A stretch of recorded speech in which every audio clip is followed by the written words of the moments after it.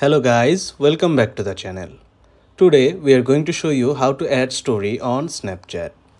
Snapchat is an American multimedia instant messaging app.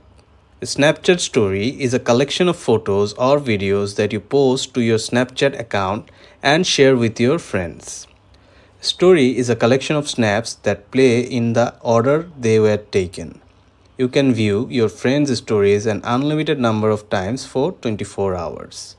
Now let's see how can we add a story on Snapchat. First, we have to open the Snapchat app. As you can see in the screen, we have opened the Snapchat app.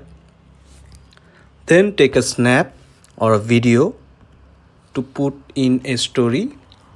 We have taken the snap. After taking the snap, you will get to see story option in the bottom end of the snap just beside the save pictures option. Tap on the story to upload it as a story. So that's how you're going to add a story on Snapchat. Thanks for watching.